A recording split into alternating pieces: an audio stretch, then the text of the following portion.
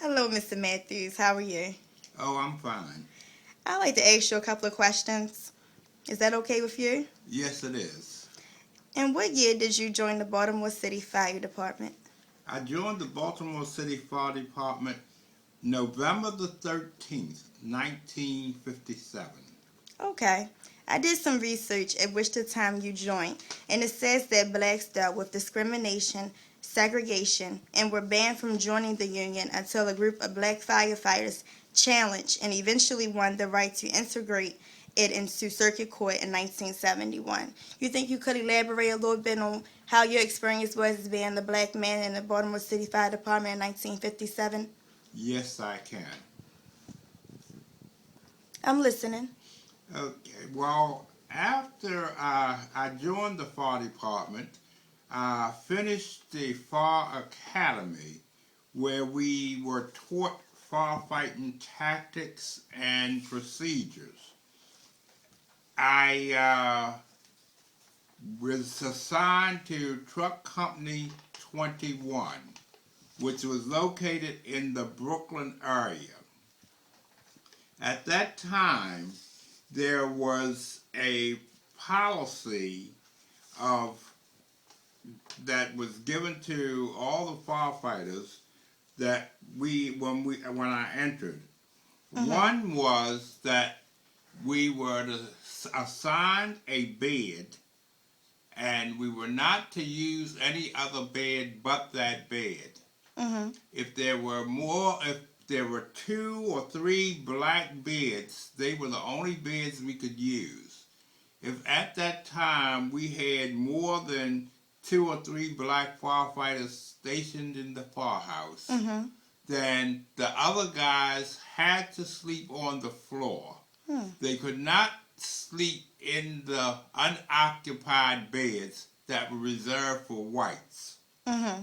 We also had a policy in the washroom. We were assigned toilets and sinks. If the toilets and sinks were being occupied at that time, you could not use the toilets and sinks that were reserved for the white firefighters. Mm-hmm. So that was the basic policy in the firehouse.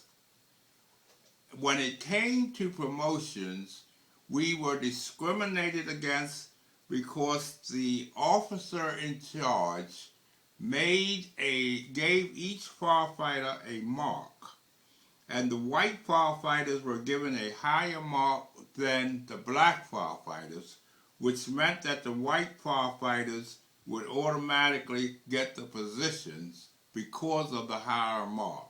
Mm-hmm. What about the Vulcan Blazers? As far as with the union, how did that impact your life? Well, the thing is, we were not allowed to join the union when I went into the fire department. So, we came up with the Vulcan Blazers Mm-hmm. as an organization to fight for the rights of the black firefighters in the firehouses and in the fire department, because we were doing the same job as they were, Mm-hmm. but we were not getting the promotions that we should have gotten. I myself had to go before the fire board Mm-hmm. in order to get my promotion as first acting lieutenant in Truck Company 21. And that created a problem in the firehouse because there were lots of whites who did not want to obey the orders that I had to give them. Hmm.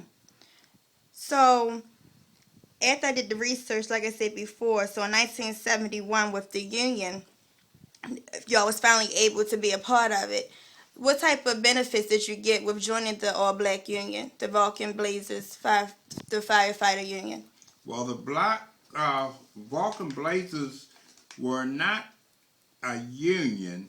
It was an organization to fight for the rights of the black firefighters. Okay. And the reason we eventually were allowed to join the union was because every time they got a raise in salary, we got that same raise, but we were not paying union dues.